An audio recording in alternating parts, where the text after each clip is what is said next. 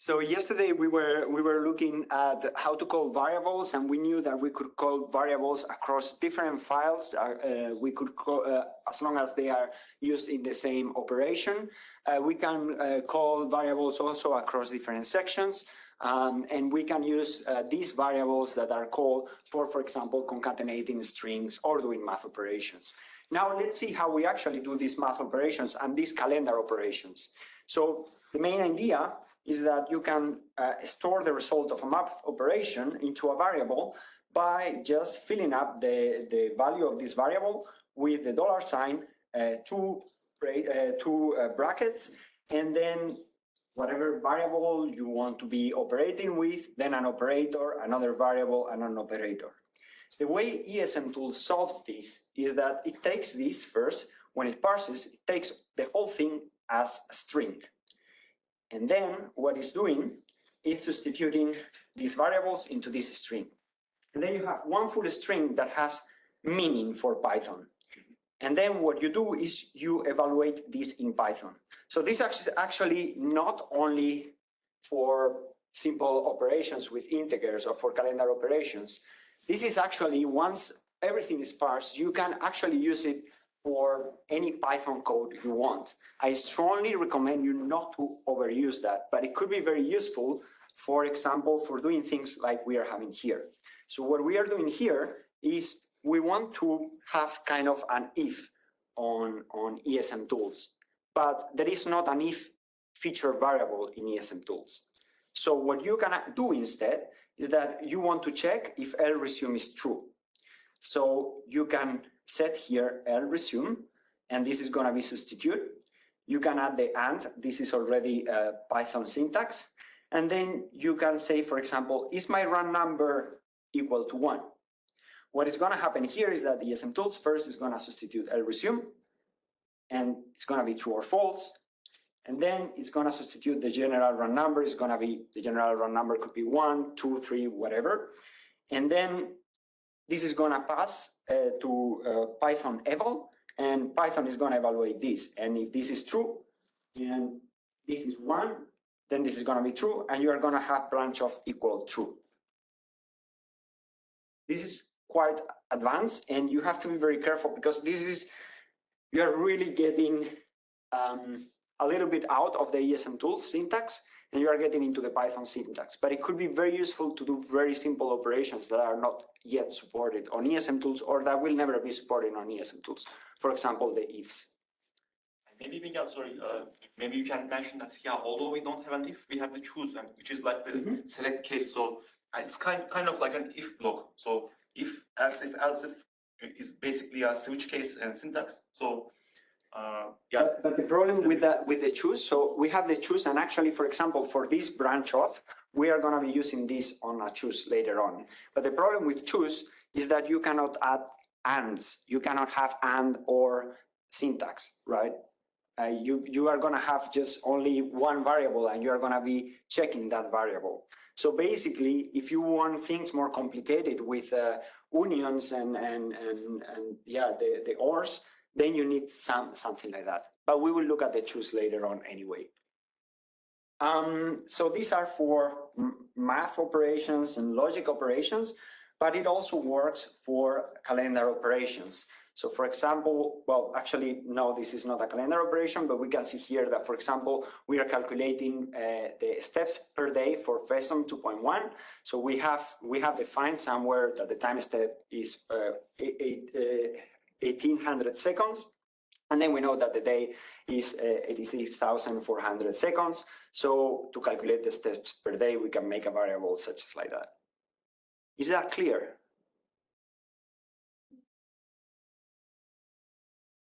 Okay. Then we can move forward because we want to get into the calendar operations. So the calendar operations are exactly the same as regular operations. So you still use the $sign, but you need to have objects that are actually dates or variables that are actually dates. So whenever you write in ESM-Tools something that looks like a date, a variable that looks like a date, for example, initial date 2000 minus month minus day, that's going to look like a date. Then you can add to that also a capital T, and then you can add also our minutes and seconds separated by columns. We will be looking at that later on, but you've seen that already on the AVI-ESM script and also on the AVI-CM3 YAML run script. So that's already interpreted by ESM-Tools as a date, and it's going to operate it like a date.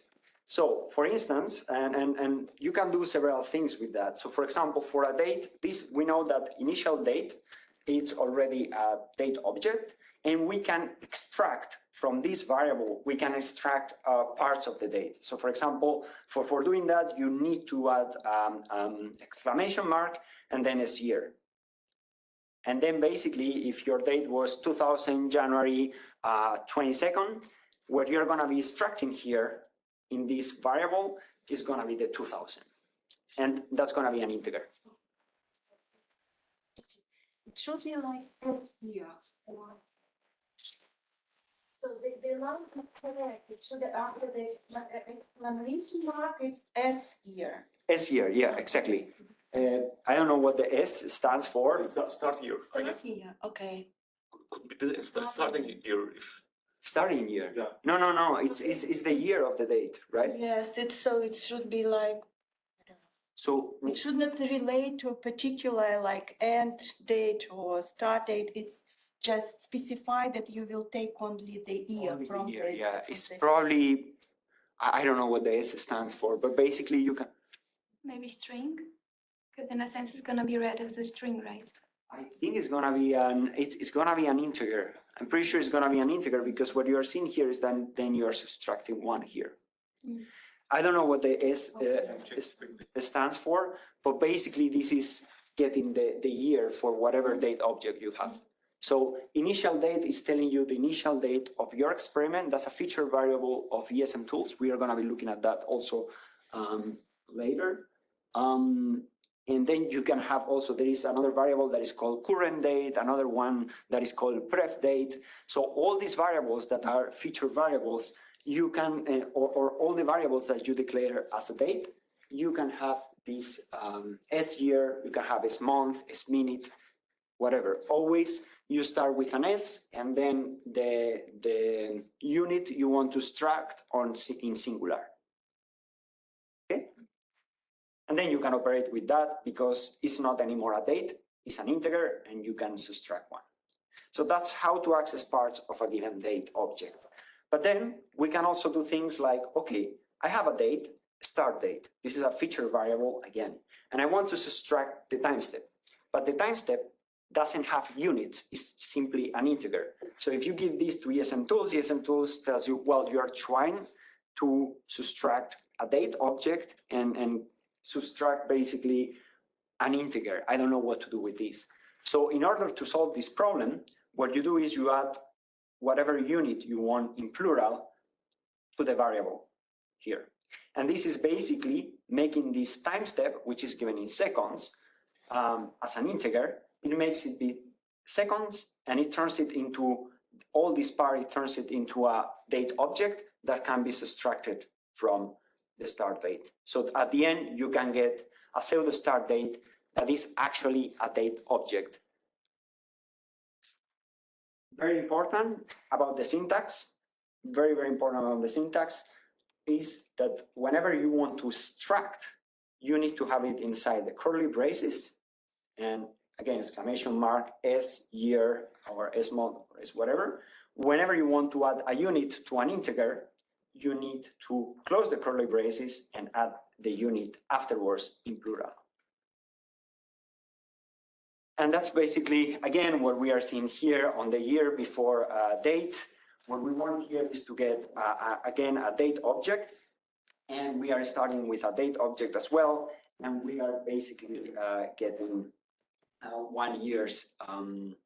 So we are setting up an integer first. Well, this is actually a string. But you can do that too. ESM-Tools understands that. And basically you're setting up an integer and then you are following up by a year. Actually, this is also a string. So this should always be a string. Okay. Yes, they are strings. They are strings because you concatenate them here. So, I mean, in this case, you don't need the columns because this is already a string and it basically understands immediately that this is a string. But here you need actually the quotes because you are actually subtracting one full year. Why do we need quotes in the first line in year new, but not in pseudo start date? You mean here? Yes. Sorry, this is the same. So basically, whatever, so when YAML parser parses, it tries to understand whether it is an integer, a float, or a string. So it's pretty clear for the YAML parser that this is a string. Also, if you give a path, it's also going to understand it as a string. It's only if you give it like a floating number or like you give it an integer or something like that, then it will interpret it as an integer. It also understands true and false without string, and it understands them as booleans. So you will see that used interchangeably. It's probably the safest. It's probably always to use the quotes. So whenever you have a math operation or a calendar operation, always put it inside quotes. That should be fine. Mm-hmm.